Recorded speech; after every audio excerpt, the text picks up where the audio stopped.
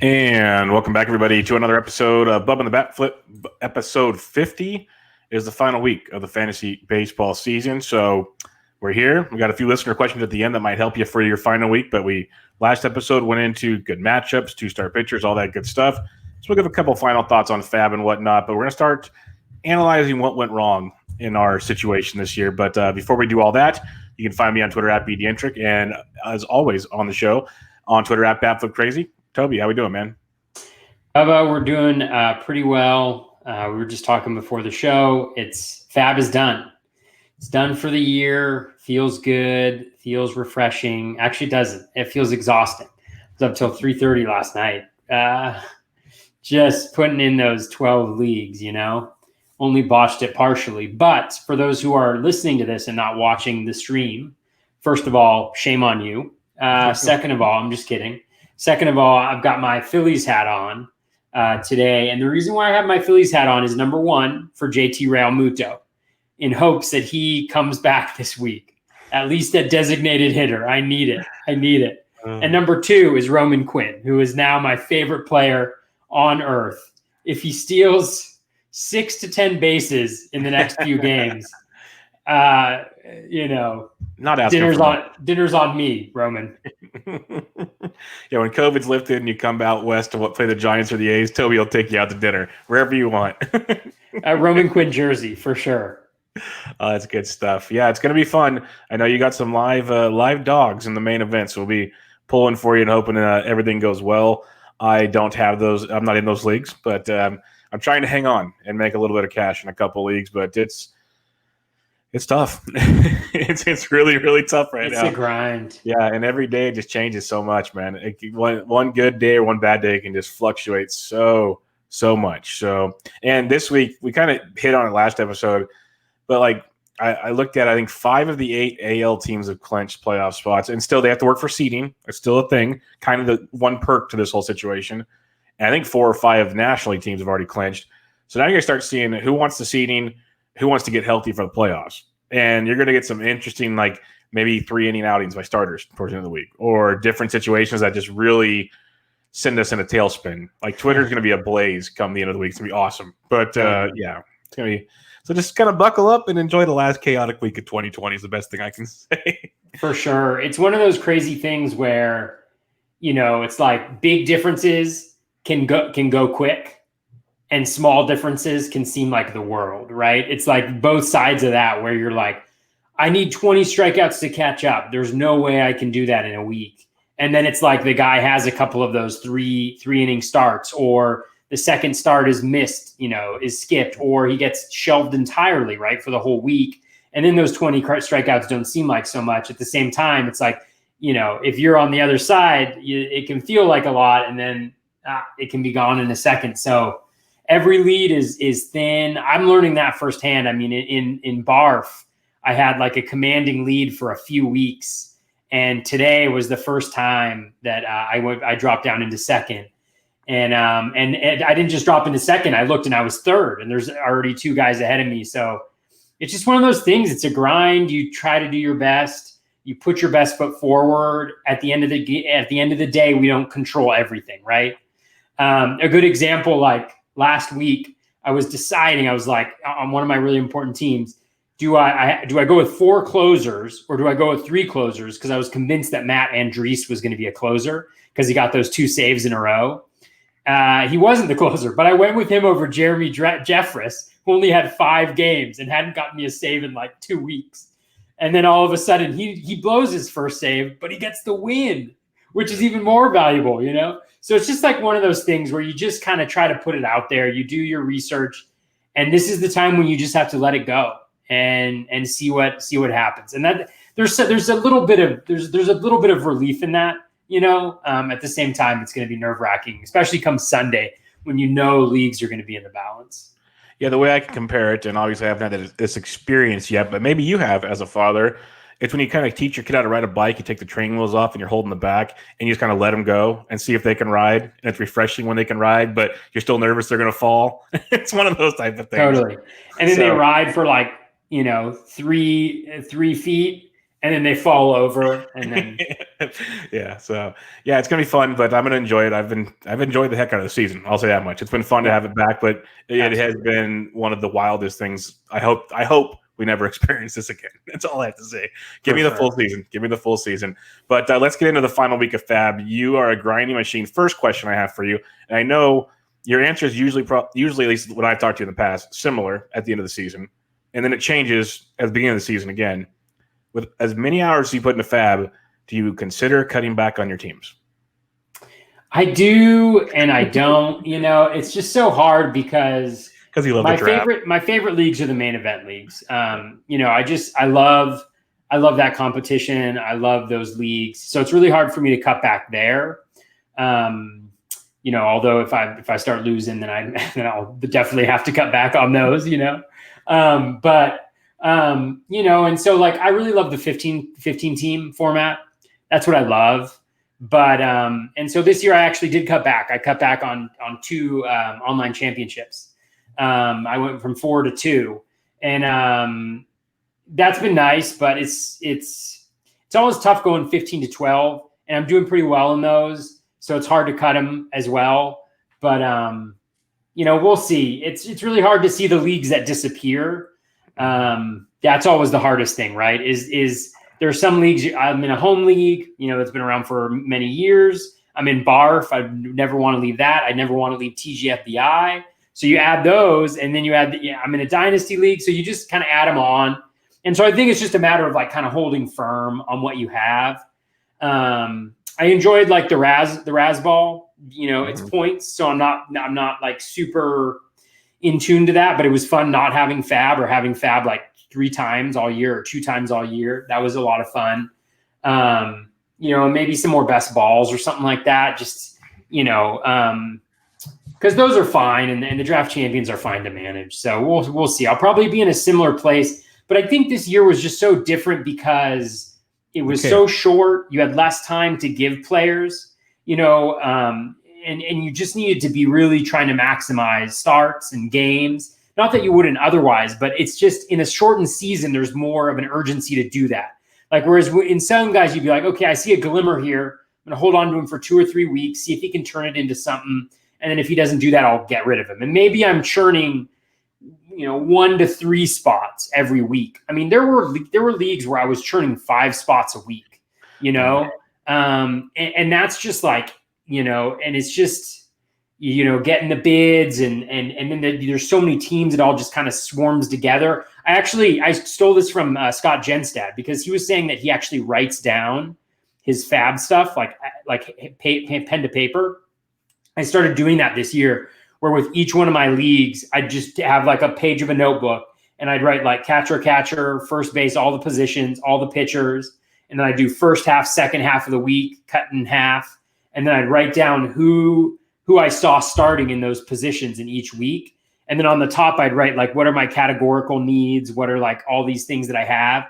And that way, like, because what happens is I dive into one team and then I go off, on another team and I forget everything about that team. And so it's really helpful, I think, to have something like that. And also just the muscle memory of writing that down.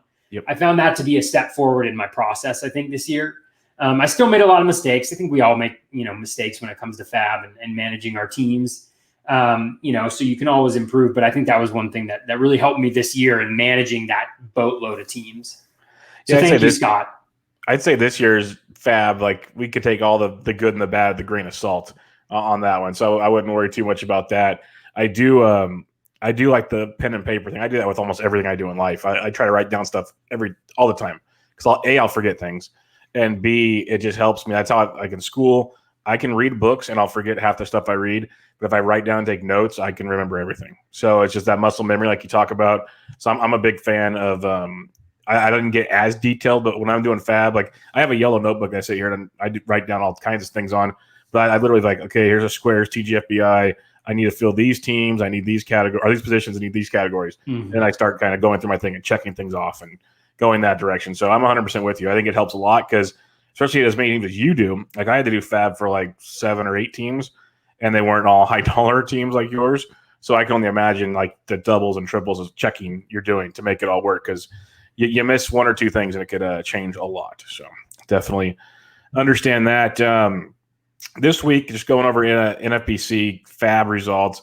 Is it Steven or Stefan? It's got to be Stefan. Stefan Crichton of the D-backs. He picked up 4 saves over the last couple of weeks, so he was a popular ad going into the final week, depending on how many D-backs games are actually won. You'd be happy to know Drew Smiley was the second most added player in NFBC. Keegan Aiken. You'll see a lot of pitchers. Jared Walsh was still available. So a lot of pitchers. Somehow Lance McCullers was available in 64 leagues. Can't figure that one out for the life of me. Because the DL. He was on the DL. Yeah, he came back last week. Now he's going to road start. Don't people know home road splits? No, I'm just kidding. Yeah. So what were some of the big takeaways? Because basically you're looking at a bunch of pitchers like Nate Lowe's there. Dylan Carlson got called back up. Tommy Pham was available in 43 leagues. Again, you could talk about the IL probably there. Roman Quinn, your boy, 43 leagues. So a lot of just kind of filler stuff for the week. Thoughts on that? Yeah, I mean, I think for this final week, it's all about, for Roto, it's all about categories. And for head-to-head too, it's all about categories and kind of, although I don't know if head-to-head is still playing. I know they oftentimes end the week before, but for Roto, it's all about the categories. So I think you had to look at your categories and see where you were and see where you can move and see where you can protect. But it's such a difficult thing to do because it's also fluid. Like I can tell you heading into the weekend, I had some needs here and then I had different needs by Sunday, right? And so I think one piece you want to do is you want to have some flexibility, right? You want to be able to figure out, okay, am I going down the stretch, am I looking at the 2-start pitchers or am I looking at a reliever who can maybe get me Ks, but I feel a little bit more confident about the ratios, am I just looking at that one really good start because I've seen how bad those 2-starters can work out. And I kind of found myself a little bit in the middle. I think there were some nice ones. You mentioned Keegan Aiken. I actually didn't get him anywhere. I got 0 shares of Keegan Aiken, which was a little bit sad. I mean, he's looked really good. The numbers look really good. He doesn't have 2 great starts, but you'll take those, especially with the possibility for Ks that he has shown so far. So there were some guys, but I think the challenge as I've gone through with the season is the more times I've been disappointed with the 2 starters that just feel bad, And so if I have any, I'm being a little bit more conservative this week where if I have any ratios that are questionable, I'm just going to probably stick with either a really good guy. So I actually got Kevin Gausman in 2 leagues. People dropped him like I did, last week. So I got him and he's got Colorado at home, which is really nice start. So like that, I'd much rather have that than say and again, it depends. I picked up Brett Anderson in some places because I actually think the matchups are pretty good, but in those leagues I need wins, right? I need wins and maybe a little bit of Ks, but I'm only expecting 6 or 7 from him if he can give me 2 full starts. So it's all about the categories. Like Roman Quinn, you mentioned, I was all over Roman Quinn because this year for me, what's really been a struggle is I have leagues that are doing really, really well, but the stolen bases have been a struggle all year. I try to stream stolen bases every single week, and streaming stolen bases is hell. It's literally hell. And so Victor Robles has been a disappointment on a couple of my teams. I had Tommy Pham on a couple of teams and he was injured for a long period of time. So I really think it's all about that, home runs and then plate appearances. You just want to get as many plate appearances as possible. I saw myself all over Jed Jorko, wherever he was available, just because I feel like he plays every day. He bats cleanup. Something good's got to happen, right? So it's really about what you're heading into, and then your risk tolerance, and one of the most challenging things is determining I could really gun it, and get first, but then I could also fall back. It's probably a small percentage chance that's going to happen, but I could also fall back out of the money, and so I generally go for first in that instance, which who knows if the pot odds make sense in that situation, but. There's so many things to factor going into it, and you just, yeah.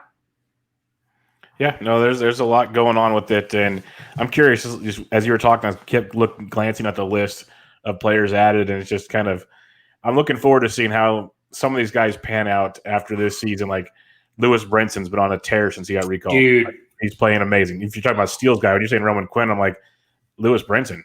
I picked him up as well. He's been money. Miguel Rojas. Brian Hayes is playing well. There's Dalton Varsho. People are finally starting to pick up on him. there's some interesting names that got picked up here. That'll be fun to see how things. God, Garrett Cooper is still available in 24 leagues. Man, that's amazing. So yeah, are these 12s? It's just all in FPC, all of them combined. Yeah, it does them all. Man, so talk about regret. Friday at like 10 minutes before lock, I was trying to decide between Lewis Brinson. I had him in my lineup, and I need steals bad. And I can't even remember who the other person was. And I was like, I think he might only. What's that? It's probably T. Oscar, so it's cool. Yeah, right. And I was like, he's probably only going to play 2 games, and they're doubleheader games, so they're short games. So I swapped him out. 2 stolen bases. 3 RBI, 2 runs in one of the games. That was a huge regret. But oh well, it happens. It happens. Yeah, especially stolen bases, like you said, it's hard to stream stolen bases because prolific base stealers, they seem to get them in bunches more often than not. So it's tough to be like I remember VR last year. Everyone's giving up on VR for a while, and then he goes out and steals like 6 bags in like 3 games. And if you gave up on him, oh my goodness, you're hating life. So. Then the breaks, as they say. Then the breaks. For sure. But let's get into it. We're going to do a lot of, throughout the offseason, looking back on things, looking forward to things, a lot of stuff like that. But we'll start out with some fun stuff here because, I like to look at what I got wrong more than I got right more often than not. I know you like to evaluate the process as well. So we're going to go over 5 players we each got wrong. Some of these players we technically both could have put down on this list. And there's obviously more than 5 players we both got wrong, but we're going to keep it short so we're not here. And a lot of them are shared too. Yeah, we shared a lot of misses.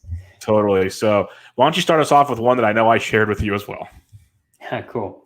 Yeah. So my number 1 miss this year so far, and there's still a week of the season. There's still 1/10 of the season or 1/8 of the season left. Was Victor Robles.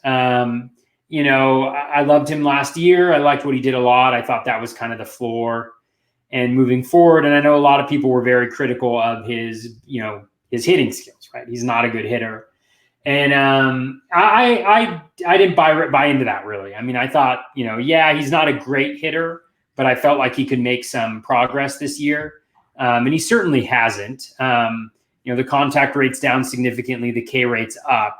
Everything else is relatively similar. He continues to hit the ball very weakly, but again, he continues to show that he can hit the ball hard. He hit his 3rd home run of the season today, or 3rd or 4th, can't remember. But I think the thing for Robles, for me, I think my analysis is a couple pieces. I think obviously the people who said he couldn't hit were right. At least they have been, right, through our shortened game. And I think that the challenge really with him is, I think he came in overweight. I think Davey Martinez mentioned that because he was hung up in the COVID limbo where he showed up like right at the end of spring training because I think he had been in contact with somebody who was COVID positive, but he wasn't COVID positive himself. And so he had to quarantine for 14 days. And so then he shows up and he's a little overweight. And I remember Jeff Zimmerman did an article fairly early in the season looking at guys whose sprint speed scores have changed this year. And he was right. He was on there like over a foot per second slower. And then Davey Martinez later said that he came in like a little, no, I didn't say it was out of shape necessarily, just a little bigger. And so I'd like to think that as like a 22, 23-year-old guy that we haven't seen his fastest legs necessarily, or at least that this is going to be a pretty consistent thing. So I think that's one piece is I still believe in that skill set. And I do believe, but I think the challenge with drafting a guy like him that early in the draft, I think, is that he is not, he's just not a good hitter. And I think that at that position in the draft, the guys that you're passing up on are generally really good hitters. And so like when I think about the guys that I drafted at the same spot that I drafted him, it was guys like Eloy Jimenez, or DJ LeMahieu, or, guys like that who I think are much better hitters. And so I think I'm going to be in on Robles again next year because I think he's going to go around like ADP of 100 or so. And I think that that's going to be very palatable. But, certainly this year he's been a big disappointment. And one of the reasons why I find myself chasing speed, which is one of the worst things in the world to do in fantasy baseball. So I don't know. What are your thoughts on Victor? Because I know you were a fan as well going in.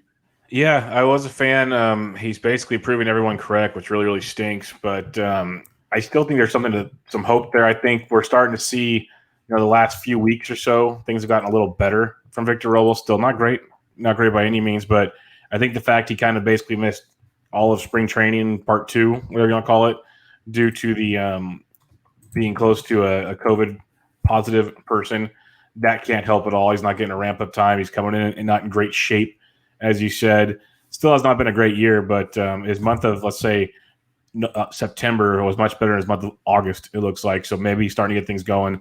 But yeah, you want more stolen bases from him. Strikeout rate's still way too high. Quality of contact's not great. I still want to buy into the kid, though. Like, there's so much to like about him. He's still super young. He's 23 years old. It's frustrating. Like you said, he's going to come in at great value still. That maybe if he figures it out, maybe if there's 3 to 4 more months of the season like normal, we see a guy that still gets 20 stolen bases or more and runs into like 12 home runs. All of a sudden, maybe it's 250. Not the end of the world at that point. Like, it really isn't, where you're getting him in drafts. So I think there's still more to like about Robles. I think it's just this season didn't do him any positives, that's for sure. So I like him. I'm just not going to be as aggressive on him this year. For sure. All right, my guy, and this is a guy that when I was on Sleeper on the Bust, I predicted to hit a triple crown this year. So that definitely did not happen. I had high hopes on him. I know other people did as well. His name is JD Martinez, and it is brutal. But it's confusing to me. I'm not nearly as smart as Toby and others are when they look at numbers. But when I look at his numbers, don't say that. But when I look at numbers, the overall production, like no matter what you want to go to, like go to a StatCast page. If you want to refer to the Triple Play Fantasy guys, he looks like a Mr. Freeze at times up on his the blue. It's very blue instead of red like normal JD. And it's weird though because so look at his barrel rate, 10% barrel this year. Most guys that's good. JD was 11.8 last year in a struggling year, but then 15 plus. Like 10's good, not JD good. His hard hit rate still 40%. That's outstanding for many. He's usually like a 48 to 50 something guy. So that's a big drop off. He's striking out 4.5% more this year than last year, similar to what he did in 2017, where he's still very, very good. This is where I get confused. Like I said, he's had these types of numbers, but still had very productive seasons.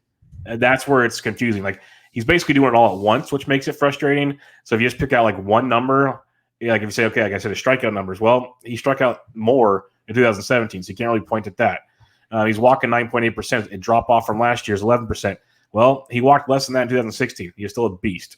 I was looking at his O-swing numbers over on Fangraphs. So his O-swing went up 30 to 34% from 31.8 last year, but in 2018 it was 33.2. So close, not ideal, but close. He's swinging a little more this year, but swinging about as much as he did a couple years ago. I'm very lost. I need more info here. The one thing I can circle that I think has a big impact on this is he's been injured most of the year. And I'm going to go – I think that's going to have a major part to it. The only other things that kind of like his swinging strike percentage has dropped this year from last year. Or no, it's up 14%, basically what it was 2 years ago. Like all those numbers dropped from 19. We look back at 17 and 18, they're all pretty similar. And that's where I get very confused on what his situation is. The only thing I'm wondering if he's not seeing the ball well or what the situation is, because if you look on Baseball Savant, his whiff percentage jumped 3% this year, and his meatball percentage, which I know it sounds goofy, but for a power hitter, you need to take advantage of the meatball. It dropped 7%. And that's one of the only numbers out of all the numbers I looked at that he's been 89.7, 88, 87, 7, 86, 7. He dropped to 82 this year. So that's like the first big drop off that doesn't have a correlation to similarities from before. I know I'm rambling here, but I'm just trying to figure out what the heck happened to JD Martinez. So injuries, which he's been out of the lineup quite a bit off and on this season, I think that has a lot to do with it. And he's getting older, unfortunately. Like this might just be something we have to realize. I think the hit tool's still there, but when the quality of contact drops, you look at his max exit velo is down to 112.6 when he's been riding at 114, 115 plus pretty much his entire career. That's a big drop off. That's something to definitely take a look at. His average exit velocity, well, that's about the same as every year but last year. That's a little, again, confusing. So I don't know. Like, I'm going to buy back into him next year because he's going to go in like the 4th or 5th round probably. He's going to drop a ton. And I'm going to be like, okay, a guy that can probably hit 280 or higher with power. I'll buy back in unless something else comes up. But I missed on him. I was super high on him. I wanted to get him in like the 2-3 turn or second or third round, wherever you had to get him, because he's got you like 4 categories. Not going to steal, but get you everything you want because the stolen base guys were already gone. I wanted JD Martinez. Didn't pan out so well. What's your thoughts? Do you have any thoughts on JD? Yeah, I mean, I think you dissected it. It's a really tough one. I think he's going to be a guy where at the end of the 2021 season, you're either like, oh, of course he was going to bounce back. Like, of course he was. He's JD Martinez. He's an incredible hitter. Or you're going to be like, of course he was on the decline. He's not a particularly agile or athletic looking guy. Like, you know, he's getting older. The StatCast data, you know, got worse. Of course, why would we expect it to improve at his age, you know? So it's just one of those things where it's like it's going to be one or the other, you know it. And I don't know which one it's going to be. I mean, obviously the StatCast data worries me. You mentioned the max exit velo being down. You mentioned the exit velocity being down. I hadn't heard about the injury, but if it's an injury, well, maybe that tells us a little bit about why it's happening. And so that's one of the things that's going to be interesting about this shortened season is we don't really get to see the usual ups and downs that we do. And if a guy starts out as a down and doesn't really have a chance to right himself, you know, we're kind of left wondering, did he just not have time to right himself, or is there no righting himself, you know? So the one last thing I want to mention real quick. The other thing is the quality of contact's all good. Maybe I got to go deeper and look at like a spray chart of his hits or whatever, because his BABIP is insanely low for everything else in his career. His ground ball rate has dropped, his fly ball rate has risen, and his BABIP rate has dropped tremendously. It's obviously, usually if you hit the ball hard on the ground more, your BABIP goes higher. So he's elevating the ball more, it sounds like, even though his launch angle and stuff hasn't changed a ton. Less ground balls, BABIP is dropped tremendously. But we don't draft JD Martinez to hit the ball on the ground. So I'm kind of like, I want him to hit it up, but the exit velo's down. Yeah, just another thing that just kind of stood out. The BABIP and the change in ground ball, fly ball was a bit drastic this year. Just kind of grasping at straws right now. Yeah, for sure. All right, your next guy's very intriguing. I'm curious what you have to say about him. Yeah, so Moncada is a little bit brief. I was big on him. He was my AL MVP pick. I think it's a COVID thing, you know, for me. I'm not really worried about him for the longer term future. You know, I just know he's been quoted as saying he just hasn't been able to get going. I dropped him in a few leagues this week. I think I dropped him in one last week just because he's not stealing. I don't think he has attempted a stolen base the whole season. The power's low. He's getting dropped in the lineup. So he's just not the guy that he used to be. And I don't see a reason for that happening outside of COVID. So I think he's a guy where I'm interested to see where he falls next year, you know, because even, you know, so he was going in the 60s, and then he got COVID and he was coming back, and then he was going in the 70s. I wonder if he's going to fall back a little bit, you know, in kind of the 80 range or so, like something like that. For next year, whether people will see kind of through that. So yeah. Yeah, I'm 100% with you there. If you look at his StatCast page, it's all blue. If you look at everything, it's bad. But like you said, he said it was COVID. I believe him because he talks about he still has trouble breathing sometimes. He just hasn't fully recovered. And it's one of those things we talked about at the beginning of the year. We don't know what to do because for every Yoan Moncada, look at Freddie Freeman, who literally thought he was going to die at one point in time. And now he's legit having the best season of his career. So we don't know. We have no idea how it's going to pan out. So I'm with you. I'd be back on him, especially at a discount. I think it's great. The kid's young. The tools are great. I would definitely notch this. There's going to be some we just can't figure out. There's some I'm just going to be blatant about and go, you know what? I'm going to notch this up to an injury, to COVID, whatever. And I'm going to stick to my guns like you are. So I'm with you there.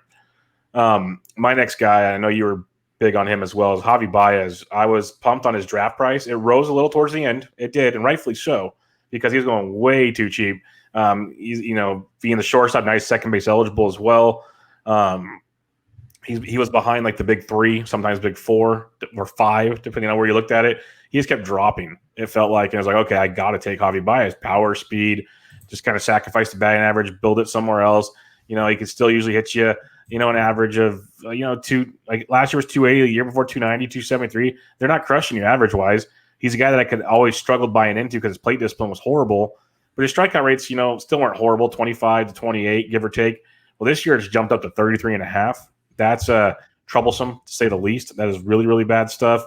When you really want to dissect Javi Baez, you look at the weird thing with Javi Baez, it's almost like he got more plate discipline and it's ruined his game because his O swing for the last 4 or 5 years is 42 to 46. This year it's 39.6 to be precise. His swing percentage dropped 3% this year. His zone swing dropped 2.5%. His outside like everything dropped. Quality of contact, aggressiveness in the zone, it all dropped with Javi Baez. So it just makes me wonder, did he change his approach? Like his barrel rate dropped from 12.7 to 8.8. Everything dropped. Hard hit, the works. So it's one of those, I think we're going to get him at a discount. Another one I'm going to say he's young. Something tweaked. He's either trying a new approach at the plate or I don't know what it is. He's kind of heated up the last week and a half. Maybe he just said, screw it. Maybe he got comfortable finally. I don't know. It'll be something to kind of be fun to break down in different segments of the year, kind of rolling graph styles like you like to do with Javi Baez, just kind of maybe shorter intervals because of a shorter season. But looking at Javi's overall profile, his zone contacts, his chase rates, all that stuff, you saw massive drops this year. So a guy that used to be super aggressive in the zone and it led to awesome productivity, much less aggressive this year, less productivity in a big, big way. So curious to see what that was all about, if it's just a swing change or whatnot, but it's going to be hard not to buy into him again if he's coming at the discount he was last year. Yeah. I mean, I'm in a similar position. He fell to me. I think I got him the latest of any main event draft. And we took him over JT Realmuto. Ooh. And it's on a team that's really good. And I just think about what would have happened if we had made a slightly different choice there. I mean, he's been bad, but 26 runs, 7 home runs, 21 RBIs, 2 stolen bases. The batting average is bad. Yeah, I mean, it's slightly painful to think about. But yeah, I mean, the one concerning thing that I see here is that if you look at his rolling average graph, so he's had 51 games so far this season. And if you look at his rolling average graph, it's pretty much all been downhill since the end of 2018, really. I mean, he's been good. He was good up until the middle of last year, but then it's a lot of down. It's a lot of down from that point in time. So I wonder if just there's an expectation adjustment that needs to take place in terms of I feel like he had that 2018 that was just absolutely incredible. And maybe that's his 95th percentile outcome, or maybe that's the best year we're ever going to see from Javi Baez. And what we need to be expecting a little bit more is for him to be good, not great. Mm-hmm. But still, I like the profile in the sense that he contributes across the board, generally speaking. And again, in this shortened season, he's 1 week away, which I really hope is this week against the Pirates. He's 1 week away from hitting 250 to 260, right? And then, let's say he hits 3 home runs this week, raises his average to 240 and then drives in 6 and 6 or something like that, which is perfectly doable. All of a sudden you're talking about a guy who finished with 33 runs, 10 home runs and, 27 RBI and a 240 batting average in a third of a season. And, actually that turns out to be a pretty good season. So, again, it can all change pretty quickly, but there are some longer term, maybe concerns I see in the rolling average graph. And it is interesting that his approach has changed a little bit. Like you mentioned. That's what it seems like. I could be overanalyzing it, but looking at all those numbers, it seems like he changed something at the plate. Yeah, for sure. Yeah, it is interesting. No, you're spot on there. He's still really aggressive, but not the hyper aggressive guy we see. Not Javi Baez aggressive. Yeah, the contact rate is not good either. Is a big downer. Mm-hmm. I wonder if we make it a little bit smaller, whether he's improved more recently or not. Well, because his last few weeks, at least week or a half or so, but I wonder because if he's less aggressive at the plate, it's almost like the Gavin Biggio thing. He's less aggressive, so now he's behind the counts, now he's chasing things, so when he hits it, the contact's not as good because now he's hitting maybe a slider low and away instead of going after a fastball outside or something. So I think that the pitches he's having to probably swing at, again, pure speculation here, but that just seems like a scenario that could be playing out right now. Yeah. Yeah, it's really interesting. It's really interesting what's going on. The yeah. Yeah, for a guy who made his name on quality of contact, like you mentioned before, that has certainly gone down. So interesting for sure. He's going to be a tough one. Going to be a tough one next year. All right, who's your third one? Because this is a guy that, if any listener to the show's listened at least more than once, knows we both loved this year. So the last about 2 to 3 weeks has been very painful. Yeah, Kyle Schwarber is my guy. I thought he was ready. I thought he was ready for prime time. Everything looked really good at the end of last year. And, it's not great this year. It's not great. But, when I look at the profile overall, again, I think it's important to contextualize that this is just a third of a season of data that we're looking at. And the major difference, I think, between him and maybe expectations is BABIP, right? And the ground ball rate. The ground ball rate is much higher, which is not good. It's way higher than it's ever been for him, which is a little bit of a warning sign for me. Not necessarily like it almost eases my concern a little bit for next year, just because it's like something's out of whack, that I think can be fixed. But, the BABIP's way lower than it usually is, which is driving down the batting average, which isn't necessarily good to begin with. But again, he still has 10 home runs, still has 27 runs, 21 RBI, walking at a 13.3% clip. So it's just those stolen bases. The contact is actually the same. So, I think that K rate is just way too high. It shouldn't be as high as it is. And I think that would be something that would regress positively in his favor if we were to have a longer season. So hopefully the Cubs go mashing this week.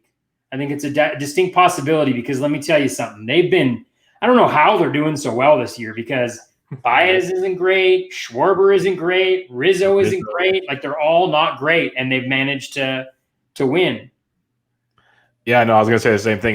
You look at that lineup, and you look at if you just pull up the the Cubs team page and look at their stats. Oh, how are they? Did they win? They won the Central, didn't they? Like, are they leading it? They clinched the playoff pot. I don't know if they locked the Central up, but they should win the NL Central, and I am blown away by it. The power of Yu Darvish, Kyle Hendricks, Alec Mills, your boy, and a few other guys. Like, they're doing it the old-fashioned way right now. It's pretty crazy to watch. Oh man, can we talk about that Kyle Hendricks? 8 innings, 10 Ks. Strikeouts. Oh, Professor took them to school. And then Jeffers comes in and he walks Buxton. I was reading to my son before bed, and so it's like right before bed. So I check the score, and it's like Buxton walks on first. I'm like, what are the chances he scores? It's got to be 97%. Steal second. And so I read the book, and I take out my phone, and I open up the app and take a look. I'm like, oh my God, he won. We did it. Because that's how wins are these days. Like with Vinny V's win on yesterday, can they hold it for 3 innings? Can they hold it for 3 innings? It's just, this week is going to be all that. Yep. But yeah, the Cubs pitching has been phenomenal. The bullpen's been awful. It's just the starters. It just shows you how much starters can really carry a team. Yeah, it'll be interesting to see, because teams can go on runs like that, but then when you get to the playoffs, it can get a little more interesting. So we'll have to see how that plays out. But maybe they start hitting, because they are talented. We can't knock that. So we'll see how it goes. I'd love to see Schwarber finish with a bang, because somehow I'll get sucked into him again next year, because the talent's there. It's just frustrating. My next guy is DJ LeMahieu, and this is more of a guy I got wrong because I did not understand the price tag. I took him in OBP leagues because I understood that, and I love the multi-position eligibility. He is legit a Swiss Army knife. He is what Ben Zobrist wished he could have been. This is what DJ LeMahieu is. He plays everywhere. He hits with power, average. He's been on base, I think, all but 3 or 4 games this entire season. It's ridiculous what he's doing for the Yankees. And obviously, if you're on base that much for the Bronx Bombers, good results happen. That's just the truth of it all. He's red across the board, 95th in xWOBA, 99th in K percentage.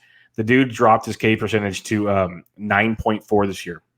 It dropped from 13.7 last year, 14.1 the year before. His walk rate's gone up in each of the last couple of years. Strikeout rate's dropped. His hard hit rate's still at 43%. The weird thing is his barrel rate's down to 3.4%, the lowest it's been since 2017. So that part kind of stood out as a But Yankee Stadium, he loves to go oppo, short porch, benefit, all that good stuff. It doesn't matter because he's hitting doubles, triples, homers. He's doing it all. So I'm not going to go super deep into it because I think he's legit. Like his max exit velo is the best it's been since 2016. So he's obviously hitting the ball well. He's locked in at the plate. You look at all of his other numbers; they're very similar throughout the last couple of years. This is just me saying I was wrong. I'm really, really glad I have him where I have him. I've used him in DFS almost daily if you play cash because he's a guaranteed like at least 7-8 points, if not double digits, every single night. And he's darn good. And I can't wait to see how much I have to pay for him next year because having the multi-position eligibility DJ LeMahieu brings is almost priceless at times. So, yeah, that's one I got completely wrong. Is he going to maintain it? I haven't paid enough attention.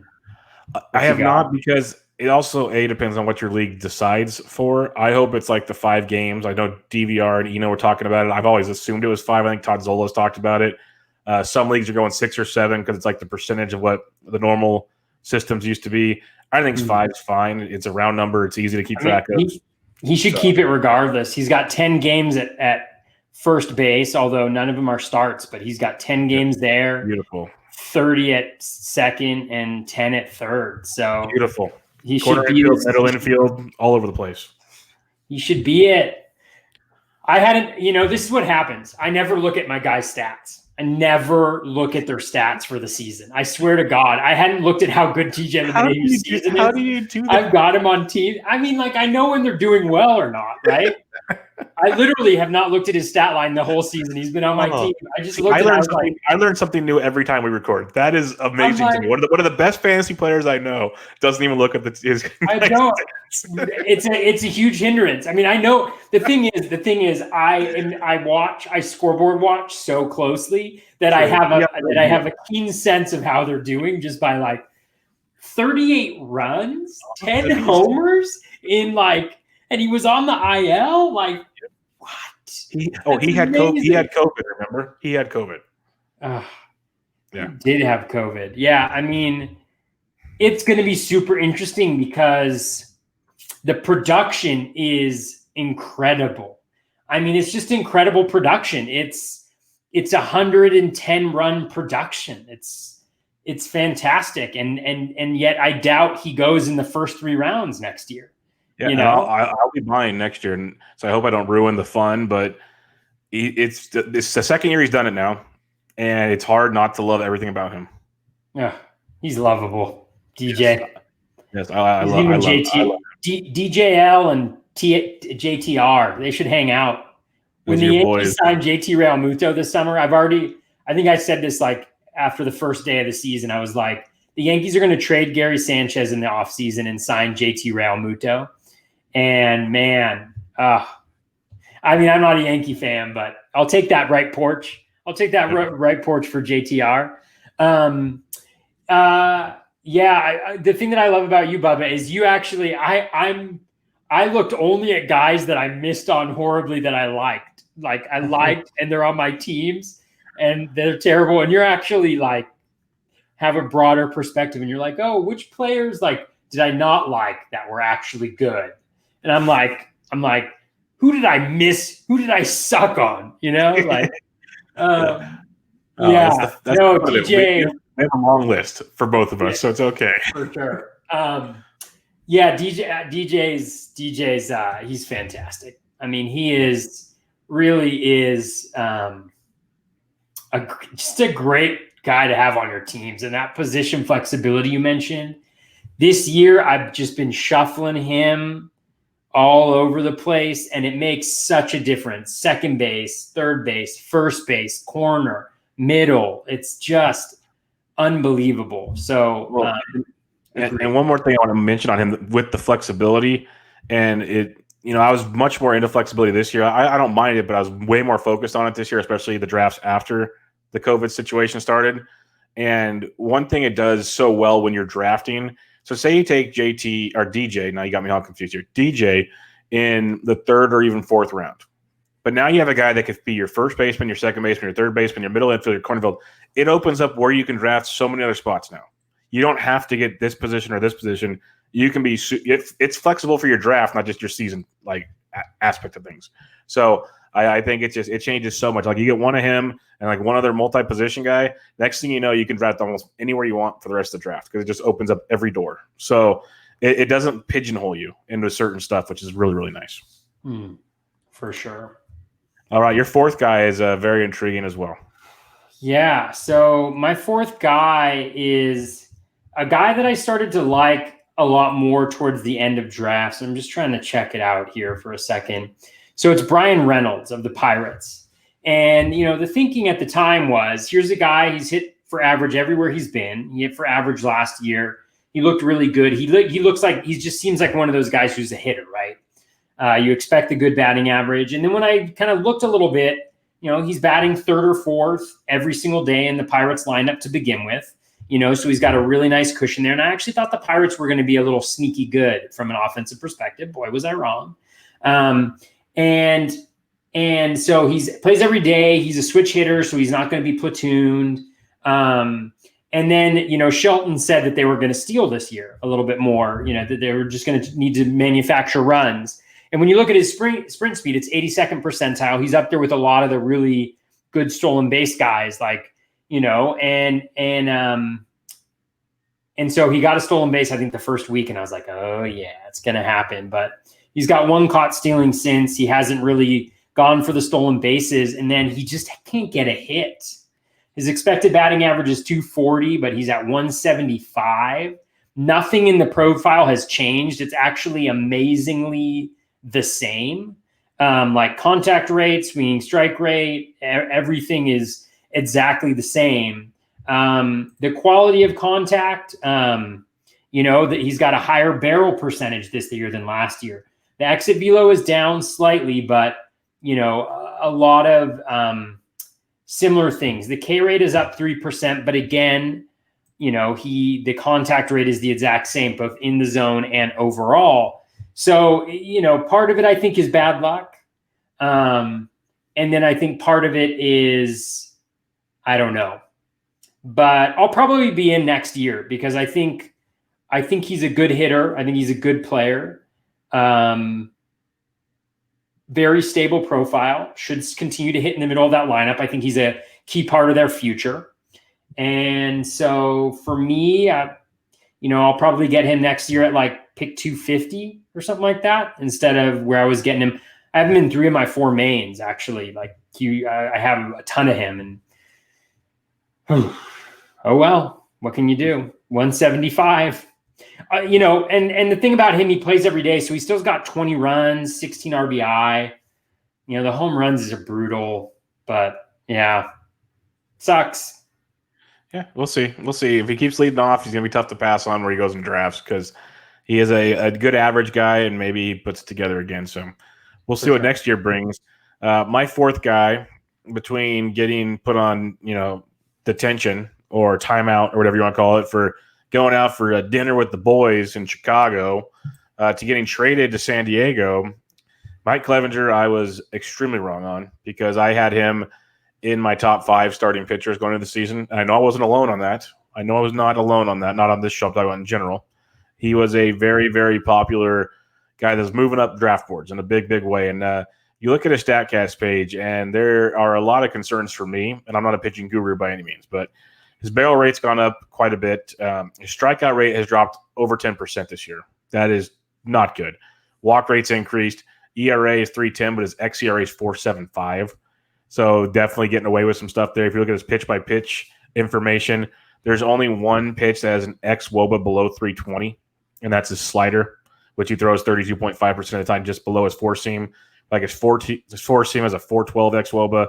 The curve and the changeup have WOBAs in the 320 to 340 range. Not good at all. So he's getting hit around pretty good. And when you look at where he's pitching in the zone, his zone rate rose 4%, so he's in the zone more. And his chase rate dropped 7% or 6.3%. And I know we talked about it with Bieber, and I've talked about it with other guys. You've talked about it probably with other guys too, guys that are much smarter at pitching than I am. The chase rate's huge, and Bieber's the example I like to use because We talk about how he's in the zone a lot. He's not that, he's in the zone, gets ahead in the count. Then he gets you to chase that slider, stuff like that.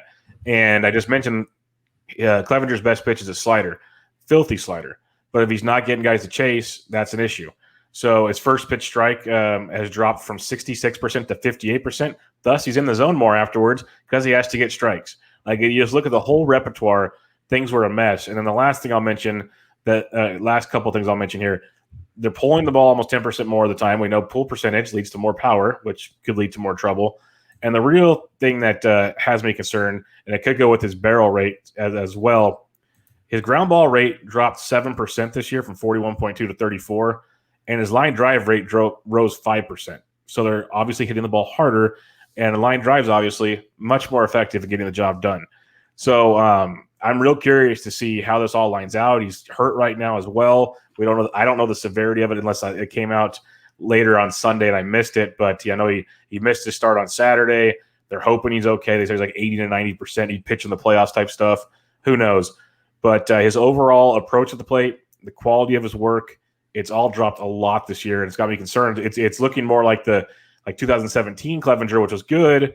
We thought there was hope for being better, but this is like a big step backwards for him, and I don't know exactly where to go with him. I think he'll still go high in drafts next year, and it might be too high for me, Toby. Yeah, it is. It is really interesting. His profile is interesting. His velo was down towards the end of last year. I think it was way up at the beginning of the year. Then he got injured and he came back, and the velo was down, but he was still dominating. The velo is pretty much in line with where it was last year. Over 95. So I wonder why his pitches aren't playing up as well. That's a curiosity to me. I'd have to dive in a little bit deeper and see what's going on, because he's been really lucky, actually. His BABIP's lower than it has been historically. His strand rate is incredibly high. So, that's why his ERA indicators point to him being more of like a 4+ ERA guy than the 3 that he's at so far this year.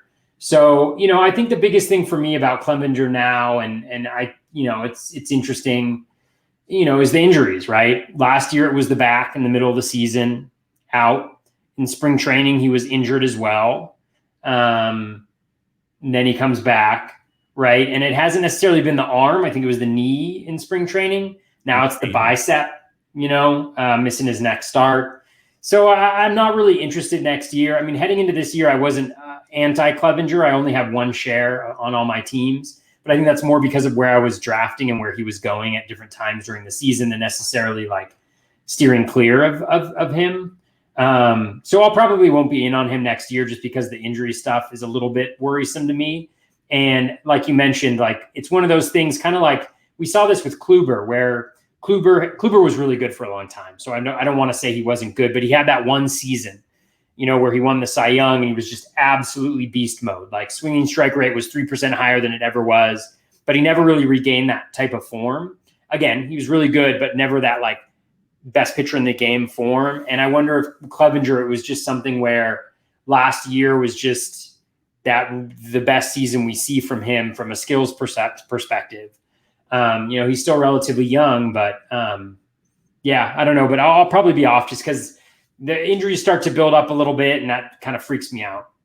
Yeah, no, it's going to be very tough with him next year. Like, I'm a big fan of his work, his repertoire, but there's something a mess at the moment. Your number 5 guy, we got to talk. You need to talk about him. So who you got? Yeah, I mean, this one's kind of easy too. Joe Musgrove. I mean, I've been a Joe Musgrove believer for 2 years.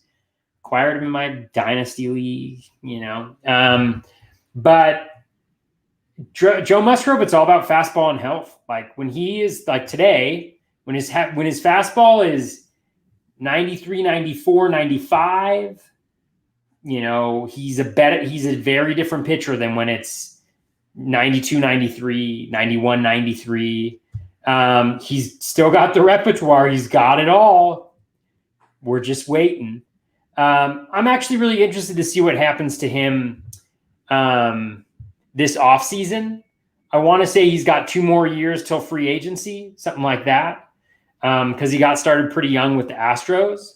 So I just wonder if he'll be shopped around. I'd be interested to see. Like, I think the Pirates are doing interesting things with their pitching, so it's not a criticism of them, but I'd love to see what some other teams could do with him. And I would love to see him focus on velocity this offseason and really building up that piece, because when he's got that fastball, man, he can be very, very good. So again, injuries, diminishing fastball, a lot of the same story, I think, for Musgrove as to why he failed me once again. Yeah, no, he looked great on Sunday with the fastball up, the slider usage up. So yeah, you said it. Find someone, maybe Cincinnati. Go have him hang out with Trevor Bauer for a little bit. That sounds like a thing that could benefit him. But we'll see there. Bauer's going to be gone next year, maybe. Well, maybe he resigns. We never know. No, it's kid. Yeah, but you're right. He could be gone. Go let him hang out with Sonny Gray. He loves to throw that slider. Go do that. There you go. Same last with guy, Tyler Mahle. I mean, look what they did with Tyler Mahle. Tyler Mahle. I love Tyler Mahle. He's a special one. It's amazing what happens. The guy that we liked, and they finally start letting him pitch late in the year. Imagine if that would have started all season. My last guy is Walker Buehler. This will not take me very long because it's pretty straightforward to me. Between the injuries and them just ramping him up super slow, which I don't think many of us saw being that slow. That was crazy. And this was more how much I loved him going into the full season than the COVID season. But I still liked him a lot. I didn't have him anywhere, no ownership at all. But what I'm looking forward to is seeing the value, because even if he goes late second round, early third, that's insane value to me for what Walker Buehler is. Because if you look at the work that he did put in, it's identical or if not better to what he's done in the past. His hard hit rates, his strikeout rate dropped a little bit, but the ERA was great. All the X numbers were great. He was very, very good. A heavy fastball guy, which is kind of scary at times. If he's off, that could be nasty. But just the overall workload, he was a little less in the zone, so that was kind of concerning. They weren't chasing the ball as much, but this guy was battling injuries the whole year. Super young, velocities were still relatively good, spin rates were still good. This what they call quote unquote stuff was still very good. That I'm gonna notch this up just a mess of a season, and I missed on him this year because I was super high on him. But I'm going to be right back on him next year. And hopefully, he might be an SP2 for you if you drafted, or an SP1, say you drafted early round 1. You might be able to snag him as your SP1 at the back end of round 2. And to me, that's a gift. So Walker Buehler, I missed on this year. I'll be back with you next year. Totally. Yeah. I mean, he's a story of before and after the COVID break. Because before I was all over him, he was one of my most owned pitchers. Afterwards, I didn't really want to touch him because they kind of acknowledged he was going to ramp up slowly. But you look at the numbers, you think of it and you're like, he's had a god awful season, but 3.86 ERA, 36 Ks and 32 and 2/3. The BABIP's really low. The strand rate's also really low though too. K- walk rate's at about 20%. I mean, if we were playing a full season, I think by the end of the year, you'd pretty much see the same guy that you saw last year. So I'm hopeful with a long season that Buehler can be a stud. The only thing that concerns me a little bit is just, the slowness of his starts is becoming a thing. And it's also just a question to me of preparation of he wasn't prepared to pitch. Why wasn't he prepared to pitch? And again, it could be that him and the Dodgers had a conversation. They're just look, we want you to be ready for the playoffs. Let's take it easy. But if it's an actual preparation thing, he just wasn't doing what he needed to do while they were out, that's kind of a little bit of a yellow flag to me. So we'll see. Yeah, no, I'm curious to see where it goes. At least the bright side is we should have somewhat of a spring training this year, which will definitely give us an idea of what's going on with Walker Buehler. So that'll be something positive to look at, because all I know is we don't know where COVID is going to be in the spring. But they've released spring training schedules, and they've at least figured out by now how to kind of take care of these players. So I'm hoping some way we'll get something for the spring. I'm more optimistic, let's put it that way, than I was, say, 5 or 6 months ago. They're figuring out ways to make – the NFL's working without a hitch right now. So if that can work, it comes down to the players just being disciplined. That's all it is. If you're disciplined, it'll work. Totally. All right. It'll be really interesting. I wonder if they could even do a bubble for spring training or something like that, Yeah, you could do your teams in a bubble, and then, as long as everyone's testing positive, okay, today these 20 hop on a bus, you can drive over here and play a game like they're doing right now. Then you come straight back to the bubble. There's no hotel rooms involved unless it's in your bubble, stuff like that. Yeah. It's very, very doable if they do it right. So I'm curious to see how it takes place. All right, a couple listener questions here to get us going. And again, if you guys want stuff all off season, keep throwing listener questions out. Otherwise, we'll keep talking about guys who got right and wrong and find things out about players, which we're going to do anyways. So, it'll happen one way or another. But if you want us to, gear it towards your questions, fire them away. But our buddy Dave Petroziello asks, was Ketel Marte hurt before he stopped playing? Was that the problem? He loved them this year, and that didn't go too well. He heard us talking about Max still possibly first round on his last pod. Okay, first off, let's talk Ketel Marte. I don't know what to do with them. Like, I wasn't as high on him as people were because just the jump in the contact, the hard hit, all that stuff was just insanity. But I also didn't think I'd see this year. Do you have anything on Ketel Marte? Yeah, I mean, I think, the numbers look relatively good. I mean, the one thing that I'll say is the ground ball rate is back up a little bit. And what I think is interesting about that is this was actually something that, because his contact rate is way up, from what it was. What I think is interesting is, Derek Carty talks a lot about this, I think, and other folks that just because a guy shows a skill for a full season doesn't necessarily mean that that's his true talent level. So yes, his ground ball rate dropped by like 9% last year, which helped fuel that home run surge. But at the same time, like, maybe that's not necessarily where that true talent level ground ball is. There was some regression there as well that happened this year. So that could have impacted it too. Yeah, I mean, the barrel rate's down, exit velocity's down. I mean, it could be an injury. I'm not aware of any particular injury, but so he might be a good buy low because I think I like guys like him that have that stable contact profile, just make a lot of contact. I mean, this season just went sideways for the D-backs. I mean, I think a lot of people, myself included, had really high hopes, not high hopes, but like, not that I sit there being like, I hope the D-backs do really well, but like, I thought they had constructed a pretty good team, pretty good rotation. And it kind of just never got going for them. So maybe that's part of it. I don't know, but yeah, a real bummer for the season for sure. But again, I like that contact profile. So if he dips a little bit in drafts, I wouldn't mind taking another stab back at him because he's still a young guy. I think 5 category guy. So.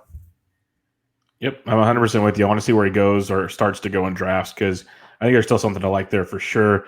He also mentioned we talked about Mad Max last week, Scherzer, and we talked about Max possibly being in the first round last week on the pod. He says no because he thinks he's on the back end of his career. I think we were more stuck on it being DeGrom, Cole, and Scherzer in the first round with DeGrom, Cole, and Bieber in the first round.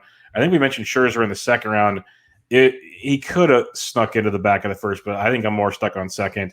You got anything else on that? He just kind of commented on how he doesn't believe he'll be in the first round. Yeah, I mean, I think the first is probably a stretch for him at this point. The big concern for him is, this year was the whip. His whip is 1.4.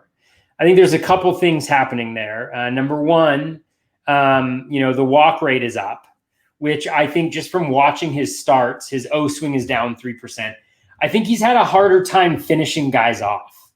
Like, he can't get guys to chase on pitches outside the zone. I don't know whether that's just because they're not close enough to the zone.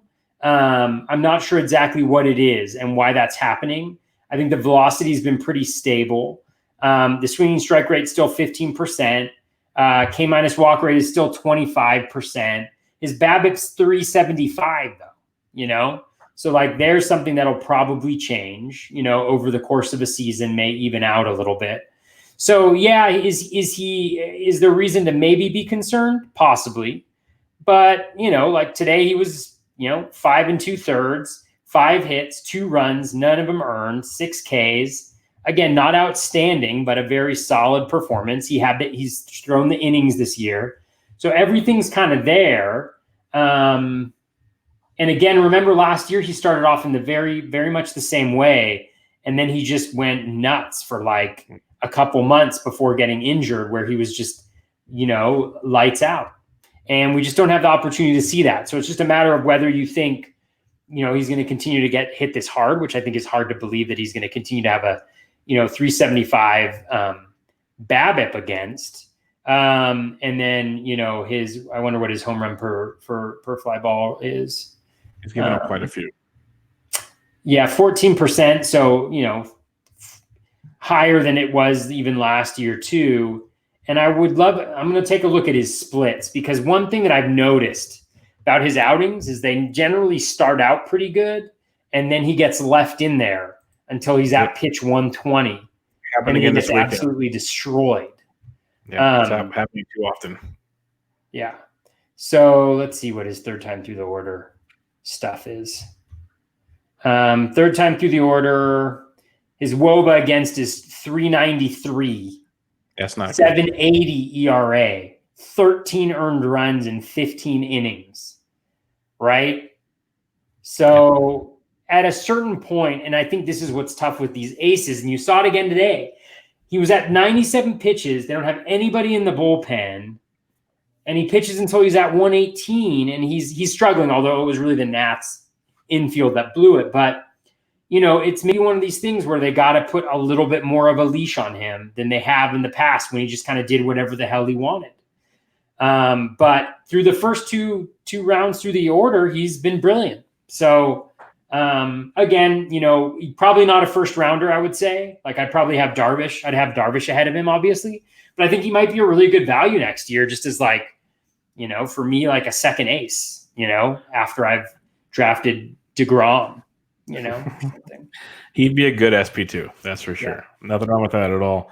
At SMMS79 asks us, how concerned are you with the Astros players next season based on 2020? Any interest on Alvarez if he falls? When would he entice you? So like we talked about the Cubs struggling. The Astros have struggled quite a bit as well. Injuries for some, others have just struggled. They've actually almost all been on the IL, all the big boys at one point in time. Do you have any concerns with them going into next year? Not really, but they're going to be a very different team next year. Yes. Springer's a free agent. Brantley's a free agent. So it's going to be a very different looking team next year. So, but no, not really. I mean, I think you need to treat hitters, you need to treat players as individuals, I think that the Astros get lumped together because of the cheating scandal, and everybody's worried that they're not good hitters because they were cheating for so long. And, maybe there's some little bit of truth to that, but they were great on the road too. And so I just think you need to look at each individual and figure out what's going on. Like Bregman just hasn't gotten going this year. He's a great baseball player. He's been injured, Altuve's been on the IL, like you mentioned. Everybody's been on the IL, so they just haven't really gotten started yet. But you never know. You never know what'll happen. Yeah, I'm not going to be too concerned with them. I was low on Bregman to begin with. I got criticized. I had him ranked as like the 8th or 9th third baseman this year, and people thought I was crazy. I just don't believe the power is as high as we saw last year. I think he's still very good, but not that high. So we'll see how next season plays out. Sim's other question, he said other pods are hinting at high bats in the draft instead of pitching, and that maybe pitching at the back end of round one, kind of like we talked about last week. I'm pretty sure I know your answer to this, but he basically wants to know, do pocket aces still exist? People.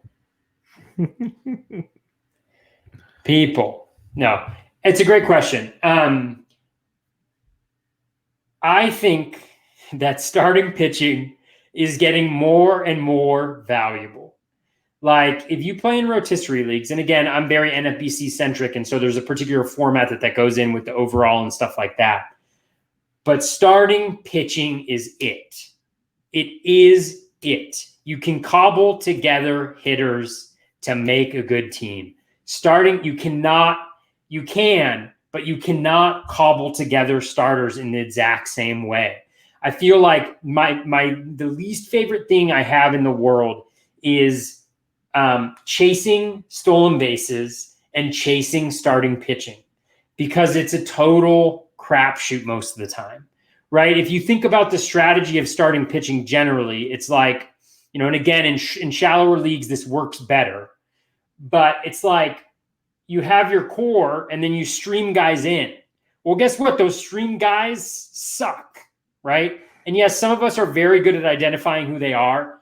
I am not one of those people necessarily. Yes, I can do it sometimes, but I had teams that were doing really, really well, and then I put in guys who were doing really, really well, who don't have the pedigree, and they sucked. And can that happen? Yeah, it can happen, right? It happens all the time. Like there's a certain element of luck to it.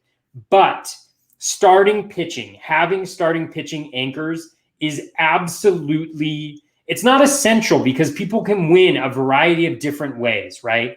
But if you want to be consistently competitive in your leagues, draft starting pitchers who have a track record of success, who have a track record of doing well.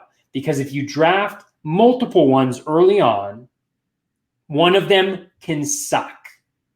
All right? One of them can suck. One of them can get injured, and you're still okay. And I know that's a terrible strategy to have. It's the worst strategy in the world. But this year, I've seen it come into fruition in so many different ones of my leagues. I had one league where I drafted DeGrom and I drafted Strasburg. I got 4 innings out of Strasburg. DeGrom is still an ace. He's still dope, right? If I had waited to the second round to get Strasburg and then coupled him with somebody else, guess what? Maybe if I had, hit the jackpot and Denilson Lamet or somebody else like that, right? You can do it. But for me, I'm always going to go with those starting pitchers early. Not always, because there's a certain point where they become not as good. But that, to me, is how you build a foundation for success and competing and giving yourself the opportunity to compete and grind out those victories. And for me, I think that's critical. So, and now more than ever, because I think there's like this huge gap. There's like maybe more aces now than there were at the start of the season that we feel like, because there's been some guys who've taken that step up. But I feel like there's this huge gulf now between them and all these guys who we thought were pretty decent, who, guess what? They weren't pretty decent, right? They were god awful, right? Looking at you, Matthew Boyd, who I actually liked heading into the season too, right? So it's just like, I just think it's so absolutely essential to have starting pitching as a core to your team, because it makes it so that you're competitive and you have that opportunity to use your skills to hopefully win. Anyways, that was my long rant.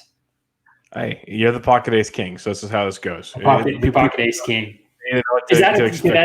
I've joked around on this podcast too. If you listen to it, I'm going to do the full house strategy next year. I'm going to get 3 aces, and then I'm going to get 2 SP2s.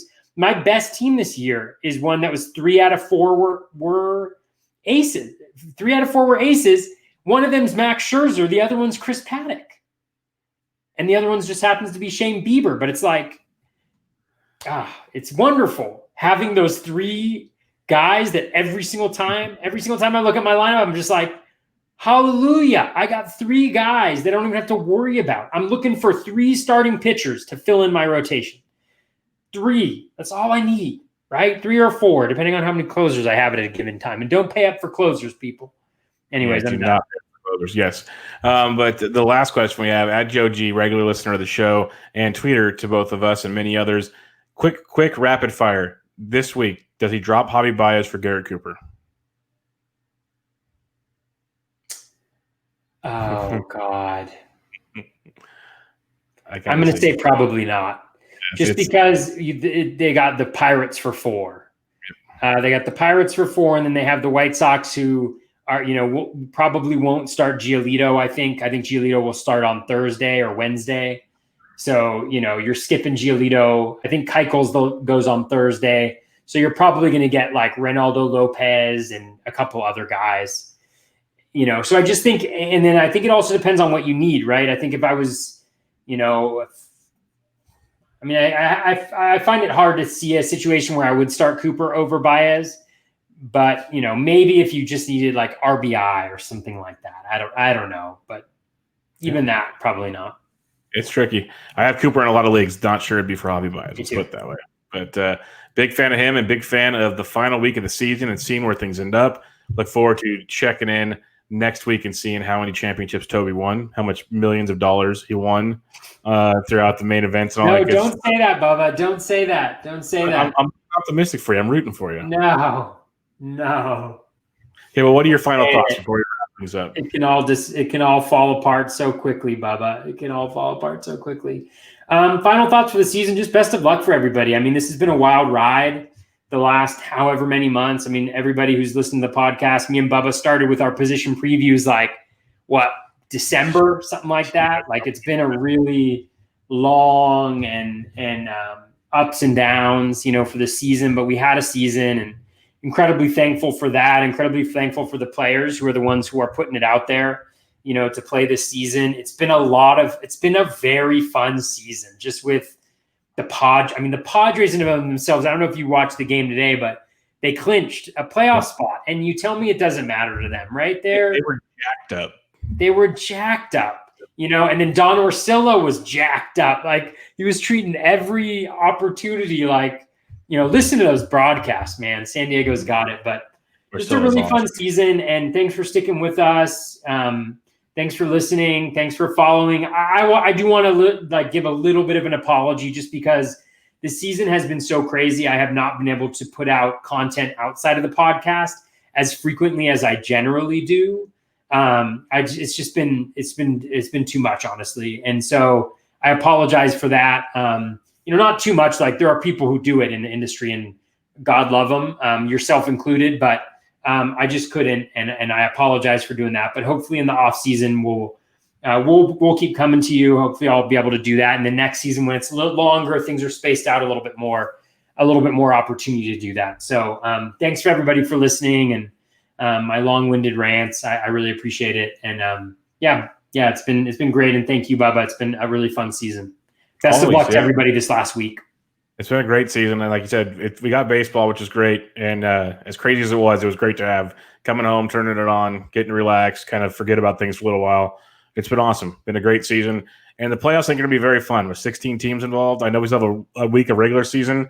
I think this playoffs are going to get fun. It's going to be very, very fun. So I'm looking forward to it. Not sure. We're going to find out how much we love it going forward because it kind of already said it might be the way it's going to be from now on, which is kind of weird. But hey, let's see what happens. Yeah, my big issue with that, with the expanded playoffs, it's not it's just that it disincentivizes putting together a very competitive team, right? Where all you have to do is win is it a best out of 3 to start? Or 5? I thought it was still 5. I think it was still 5. Yeah. When all it comes down to is a best of 5, I just think that is, and so then you have teams that are absolutely mediocre who make it. And then So anyways. Well, the fun thing for this, though, is there's not going to be any off days, it sounds like. So you got to have more than 3 starters, unlike old days. That is an interesting wrinkle, right? So that makes you still have a pretty full team, or you're going to be in trouble. You're going to be exposed at one point in time. So that'll get interesting. It's going to be fascinating. A team like the Yankees, right, who really have one guy, and it's like power their way through it all type thing. Can they do it? Yeah, let's hope those bats are warm. I'm looking forward to it. So, we'll wrap it up because, obviously, you can tell we can just keep talking about whatever right about now. But check out Toby on Twitter at BatFlipCrazy. I'm at BDentric. We'll be back with you guys next week, hopefully talking about some good stuff, some bad stuff, all the good stuff, hopefully. But we'll be back next week. Everybody have a good time. Good luck this week, and we'll catch you guys later.